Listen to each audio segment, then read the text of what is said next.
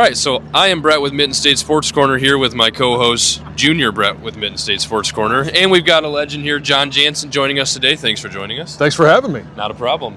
And we wanted to do a little talk here about the national championship, if you don't mind. And we also want to talk a little Terry Scoobel, because we know that's a hot topic in the Detroit community right now. So we'll start off, national champion. I think you got a couple questions you want to ask. So just run me through that whole entire season, because I've watched that documentary on Big Ten Networks. Just run me through that entire season, the mentality, and like who were the big, obviously you were a captain, so who were the big talkers in the locker room of like to pump everyone up? You know what, the interesting thing is there weren't, that team, we only had 5 seniors, and it was, 5 fifth-year guys. So Zach Adamy, Rob Sweat, Brian Greasy were some of them, Ben Huff. And so when we didn't have a lot of guys that had to stand up and talk a lot. So the leadership on that group was really kind of dependent on game. We got to the second half of the Iowa game, and it was Greasy because we all played bad in that first half, but he got in the locker room and talked about what we needed to do in the second half and went out and performed. Early on in the season, before we knew Charles was going to have the season he had, there were Chris Floyd when we were setting our goals, and our goal that year was just win. We had always had, you want to have goals that are, one that you can they're tangible, right? And it's, you want to win these games, or you want to have, rush for this amount of yards and beat your rivals. And he stood up, and that's probably one of the key moments of that season. And he said, all of these things are great, but we've been here 4 years, haven't been able to accomplish that. The only thing we got to focus on is to just win. And that's when it hit us. That's where the just win came from. And so there were just a lot of guys. Eric Mays on defense, even after he got hurt, was just, kind of the epitome of that team where he's a walk-on linebacker, works his way up into a starting role, and that team identified hard work. And so that's part of why I was elected captain, certainly why he was elected captain, but we just had so many guys step up in leadership roles. So take me through Charles's interceptions against Michigan State. Like, what was everyone's reaction on the sideline? Like, oh, holy shit, did he actually catch that ball? Like, right. Did he get it? So I can only tell you from my perspective. So obviously, offensive line comes off. We're talking about, game time adjustments. And then, coaches are done talking. We would stand around with our helmets waiting to go out on the field. So I'm literally standing on the sideline. That play happens, and whenever thing happens on the sidelines, officials are always there. That's when you get the sideline warnings. We all kind of stepped out, and that's where I saw Charles go up. And like in my mind, and when I think back to it, he's kind of frozen in time, where he's reaching back with the one hand, and you can see. It looks like he's 3 feet off the ground, and so it would just, I couldn't see his feet, so I didn't know if he was in bounds or not. Obviously, they called him in bounds, and it just was. As amazing as that play is, and the interception in the Rose Bowl, the punt return against Ohio State, the most spectacular plays are ones that no one are ever going to see, the ones that he made in practice. And that's where, you just look at a guy like that with his amount of talent that he had to work his ass off in practice. It's a rarity in sports now. And that's one of the things that made him so great. It's like when I played with Calvin Johnson. One of the things that made him so great was, certain guys are gifted at birth with unbelievable talent. And it's a rare where you pair that with the drive that both of those guys had. Have you tried his bourbon? I have, yeah. What's your take on it? I'll drink anything. So one more question about the 97 season. So what was the game during the season where you're just like, all right, I know you guys had the mentality going in, it's like, we can do this. But what was that one game where you're like, yep, we're actually doing this? It was probably the Iowa game that I referenced earlier, because, when you go back in some of those 8-4 seasons, there were, like the Purdue game in 95 or 96, where we're in West Lafayette. We just don't play very well. Will Carr goes in, trying to run it in, and we fumble. There was always that game that we lost. Yeah. And then that game would kind of turn into another loss or another 2 losses. That Iowa game, to be able to win that game, especially the way that we did, that's where the light bulb really went on and said, this really could be the year, because we didn't have that loss that we look back on and regret. Because you were looking back at previous years, like this was a game we used to lose, but now we got over that hump, and that's what we needed. And I'll even tell you another one in that 96 Ohio State game down in Columbus, where Dreisbach started that game. Greasy came in, we win that one, was it 13-10, and it That score was, sounds familiar. yeah, or 13-9, I forget what it was. I know it was very similar to last year's game, but if Brian doesn't come in that game and hit Ty Streets on that touchdown, I don't even know if Brian comes back for that 5th year. Right. So you could even go back to the previous year and talk about the Purdue game. You could talk about that Ohio State game setting us up for the success that we had in '97. So what's it like to you? What does it mean to you specifically to be a Michigan man? It's something that you wear and that you are for the rest of your life. And so obviously, today it's easy. Game day, you're walking around, you're amongst, you're preaching to the choir. But when you're in the public, when I was in Washington, Michigan it's a global brand. So no matter where you go, you'll see the Block M, and you're always representing it. Yeah. So you gotta, it's about how you talk, it's what you say, because you're always representing Michigan. And you're representing the guys that wore, for me, the guys that wore 77 before, the guys that have worn it since. Mm-hmm. You're always representing Michigan, you're representing your position, you're representing all your family. Now, visiting stadiums, tell me what the favorite visiting stadium you went to and why. It would probably be Madison. And this is before they did the jump around. Right. Everybody thinks that they've done it forever, and they haven't. That didn't start until the 2000s. But that fan base is as rabid as you can get. And when we were coming out of the locker room, they've got this steel cage over top of us. And the students would bring, ketchup and mustard bottles, and they'd be squirting us with it. Wow. You'd get doused with, geez. this is before they had alcohol sales, somehow in college stadiums, alcohol still gets in. I'm not sure how that happens, right?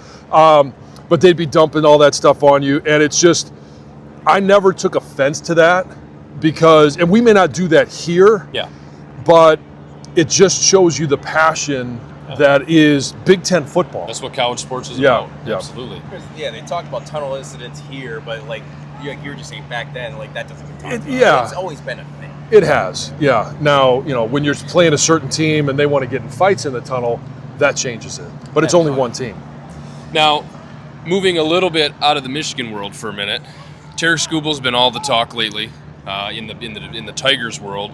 Hearing there's this, hundreds of $1 million gap. We don't know what's true yet and what's not. But, give us your take on what do you think's fair? Is it time to trade him? Is it time to panic as a Tigers fan? What do you think? Well, it's so the panic won't happen until we know what the Tigers are going to do. And maybe there's some panic because we don't know, and maybe there's a little distrust in Scott Harris. Yeah. I love the fact that he's been here for 3 years and they've been to playoffs twice. So it's hard to argue with the results. But when you think about, what these guys have been through and the potential that they have, and I don't know that we necessarily trust him. Do you trust him to trade him? Do you trust him to give him the contract? Mm-hmm. How many years? And we were talking before we went on. Yeah. For a major league pitcher, especially a guy that's already had a couple arm events, I'm not going. He's going to be 30 by the start of next season. Yeah. I don't want to make a commitment past when he's 36. I agree. So having said all that, if you go 6 years, $300 million, those are astronomical numbers. Absolutely. But does he hired Scott Boras for a reason. Mm-hmm. Scott Boras wants the maximum dollar. He wants to squeeze. Yeah, he's going to free agency. If Scott Boras and Scott Harris have honest conversations and Scott Boras says, under no circumstances are we going to sign anything early, you're going to be forced to trade him. Yeah. The only way you don't is if you're going to go all in this year. You got to come away with the best shot at a World Series that the Tigers have had since, Verlander, Scherzer, for more than a decade. There's no guarantee you're going to win a World Series, but if you're going to go and get 2 or 3 bats, add another, pitcher, add another reliever, and you're going to go all in, spend that money on the roster, not on Scooble, then you're fine with letting them walk. Yeah. If you're not doing that, you have to trade them. So in a hypothetical trade scenario, what are you looking for to get? Are you looking for 2 impact bats? Is it picks? Is it a little combination? What are you looking to get? So in a trade, a team is only going to have control for a year. So if you're going to be able to trade him to the Dodgers, who are just going to instantly give him a new contract, you might be able to get a little bit back. If you're going to trade him to a smaller market team, you need more in return, but you might not get it. And so you got to have an everyday player. So you got to get a bat. And I'd like to come away with at least one arm, whether it's in the bullpen or another starting pitcher, and then a handful of prospects. And the prospects are what they are. Yeah. I mean, it's just you don't want to end up looking back after you trade Justin Verlander and going, no one contributed. Well, and that's the scary part. Is this what you worry about, right? I mean, you don't know. It's always an unknown with prospects. You got to get a couple of guarantees, but is it a situation where, is it two impact players and a handful of prospects? Is it, hey, we work out some kind of sign and trade, and get that guarantee for the opposing acquiring team to where they're willing to give up more? I mean, do you think that the leverage is gone at this point with all the rumors of how far away they are? Leverage is not gone because he's under team control for another year. So you still hold a certain amount of leverage, not as much as you had last year, but if he ends up winning the Cy Young again, now you got a two-time Cy Young Award winner, and this is where it's the realm of we get a chance to talk about what we want as fans. Yeah. What the market is and what teams are willing to pay are something that you and I have really no idea what that looks like. So it's hard to say, okay, we'd love to have X, Y, and Z. Yeah. Is that what the market's going to be? Especially if, we're going to be talking about, Game 5 against Seattle and the 7th inning, and wondering does Skubal just have, is that his max? Right. And if that's the case, again, the market value may not be there if that's what everybody believes around Major League Baseball. That's scary because I wonder that, he exerts a lot of energy on the mound. You can tell. I mean, the fire, the passion, it's everything you love. But again, does that kind of cap his value almost? It does. But on the flip side, was that I'm only going to perform to my contract? Right. And so that's the only people that know that are really Tarek Skubal, the only one that really knows it. But, AJ would know that, and Scott, Harris would probably have a good sense of that. So I find it hard to believe that he's going to strike Cal Raleigh out on 3 pitches, the last one being 100 plus, and then all of a sudden, hey, there's no more juice left in the tank. Yeah, I don't know. I don't think that's true. I think he could have won another inning. I really do. I think if they'd asked him to. But then again, it's like, as fans, we sit here and then it's the wrong decision if he gets bombed, right? So it's easy for us to sit here and wouldn't you? I would rather lose with the best pitcher on his arm versus anyone else coming in and giving up a run, which is what happened. Exactly. Yeah. So, last thing I want to touch on is the Red Wings. Okay, 4 in a row. Yeah, overtime win. I'm excited. I mean, the kids. This is what we needed. I think we needed the injection of youth. Getting your Tarasenko's out of there. Getting some of these guys out here. I mean, Heisman was completely cap-strapped when he got here. I mean, he had, my opinion, 3 to 4 years of mop-up before he could even begin his tenure. And a lot of fans I know are really impatient with Heisman right now. And as a hockey guy myself, we need the playoffs. I get that. The Red Wings, it's been a drought, especially considering we have such a accustomed to playoffs for 25 plus years in a row. But, kind of keeping that in mind, 4 years of cleanup to really start his tenure, he's on a pretty good timeline now. What do you think of that? And what do you think of the kids so far? Well, hindsight is always 20/20, right? Yeah. And I think everybody agreed it was going to take at least 3 or 4 years before you could start to make any progress or show any progress. And it's been the 2 years since then that everybody is like, what are we doing? Right. The best thing he's done is he's been really good at the draft. And so while we've been, wallowing around in misery, those guys have been developing. Yeah. And we've seen, obviously, Lucas Raymond, Mo Sider. Now we're starting to see some of those young guys, and it's the energy that they're bringing to the ice. Yeah. It's the excitement, and it's bringing some of that excitement back to the vets. Yeah. And the vets, in turn, are imparting some of their experience on the young guys. Yeah. We're only 5 games in, but it feels good. It's fun. I don't know, at some point, does that energy from the young guys, because it's 82 games, because it's a long season, what happens in March? I don't know, but we can sure enjoy the moments that we're in right now. Absolutely. And you can't help but be excited. Do the Red Wings make the playoffs? My prediction, as bold as it is, people are just lighting me up for it. Eastern Conference Finals with a loss. So I hear him get knocked out of the Eastern Conference You're going all in. I'm going all in because I like this team's teetered right here for the last couple of seasons. But I think this injection of youth, I love Finney. I think I love what he embodied. They put him on the top line for a reason, But I really like him, his energy. Branson Nygaard looks really good. Obviously Raymond and Mo, but ASP, he is amazing. Yeah. He showed that last night. The dude's all over the place. And now you've got Mo, you've got Edvinson, you've got ASP. You start to get this defensive core that everybody's been saying we've been missing. Gibby really had a good bounce-back game last night. Really played really sharp. Got absolutely peppered in the third period. So I do think they make the playoffs. I'm not maybe as optimistic as you. I'm way more optimistic than my co-host in the morning, who maybe he did us all a solid by, saying that they're not going to, make it. But, so you've got a lot of assumptions there that these young guys will stay healthy throughout the course of the year. That's always the key. It's if they're healthier than not, I do think that they make the playoffs. And then once you get there, hockey may be the one sport where anything can happen when you get into the Stanley Cup playoffs. So I don't know that they make it to the Eastern Conference Finals. We all would love it. Of course. This town would go bonkers, especially following a Super Bowl run by the Lions. So maybe I'll slide this one in here. I have heard, I don't know, just being one myself, is hockey the hardest sport?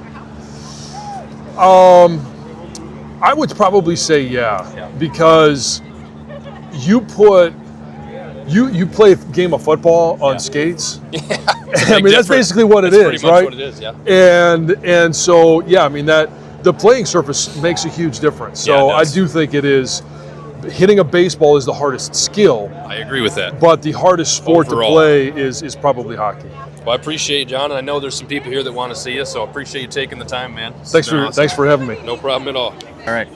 Brett with 2 T's from Mid-State Sports Corner here. I'm with Rich Strenger. How you doing today, sir? Doing great, Brett. It's an awesome, beautiful morning. It is. Awesome day for football. So what brings you back to Michigan Stadium today? Well, we're having our 45th reunion of Bo Schembechler's first Rose Bowl win. Okay. So we had a reunion last night at the Chop House. Now we're having a little get-together, tailgate today, and saw a lot of my old teammates. Some of them I keep in touch with regularly, and some I haven't seen since the day I played with them back in the 80s. Oh, that's going to be so much fun. Yeah, so it was fun last night, and there were so many people there. We had a good turnout. Unfortunately, some of us aren't with us anymore. A few of them have passed on, but we paid tribute to them last night, and I'm sure I'll run into a few more today that I didn't see last night. So it was great catching up with everybody. So you went to the Chop. So what's your favorite cut of steak then? Oh, my favorite, I just love all steaks. I guess I would say T-bone. Okay, T-bone. Yeah, that's good. Yeah. That's good. Yeah. All right, so we were just talking a little bit before. So obviously you were from the Bo Schembechler days. So give me some good Bo stories, one that still resonates with you today. There's so many, but on a personal level, it was my senior year. So I backed up Ed Moransky and Bubba Paris for 3 years. They were in my class, and they graduated after 4 years. Bo invited me back for a 5th year, and that's when I broke into the starting lineup. And I was about 3/4 of the way through the season. Bo comes up to me, goes, "Strenger, you're going to be playing on Sundays next year." I'm like, "Coach, are you serious?" I said, "I'm just happy to be playing here. It took me 5 years to play here." He goes, "No, you're going to be playing on Sundays." And I said, "I hope you're right." So and it worked out. He was right. So I got a chance to play for the Lions after that. So that's one on a personal level. But he just made so many inspiring speeches. Like everybody's heard the team speech. He's made a lot of variations of that throughout the years. And his halftime speeches, his pregame speeches, they were just great. And another good specific one was in practice one day. He was on the sideline coaching everything, and the play got off to his side. He couldn't get out of the way, and he got knocked down pretty hard. And he got up, and we're all like, "Oh my God, Bo's hurt." He got up. He goes, "That would have killed an ordinary man." So it's a great story. One thing I love about Bo's story is everyone does it in Bo's voice. So I love that you did that, because every other Bo story I've heard that they do it in his voice. So that just it's a sign of the man that he was and how much impact he had on everyone's life. Yeah. So let's jump into NFL Sundays now. So you obviously got to play with the Lions. What years did you play for the Lions? What years did you say? Yeah. I'm sorry. Yeah, 83 through 88. I was with Okay. the Lions. Before Barry, I say before Barry, I played with Billy Sims, who was also a great player. And then after 5 years, I had a couple knee injuries that kind of shortened my career, but I hurt my knee for the third time, my 5th year, and then the Lions released me, and then the Bills signed me. So I spent a year with the Bills. I never got onto their active roster, but I practiced with them. The year before they went to their first of 4 Super Bowls, I practiced with the team most of the year, but they never activated me. And then I went back to camp the next year, and they released me, and that was pretty much it for me. So was the Bills Mafia a thing back then still? No. It was, That's I mean, they were thing now. They were rabid fans back then, but they didn't have that. And they weren't jumping on tables and stuff like that. But they were pretty awesome fans. So I used to go to the Silverdome a ton as a kid. I used to go to the motocross that was there and all the days. Went to a few Lions games and everything. So just give me like your favorite Silverdome memory, because it's an iconic sports venue in Michigan. Obviously, it's gone now. Yeah, but it was still an iconic Michigan venue. Oh yeah. Yeah, it's kind of sad to go by there now and see the Amazon warehouse there, but yeah, it was a unique place. It was loud. It was loud. Rowdy, sometimes maybe a little bit too rowdy, but that back then they allowed smoking inside, so there was always like a little haze up by the roof. Really? You could see I didn't know smoke. they did that in sports venues. That's crazy. Yeah.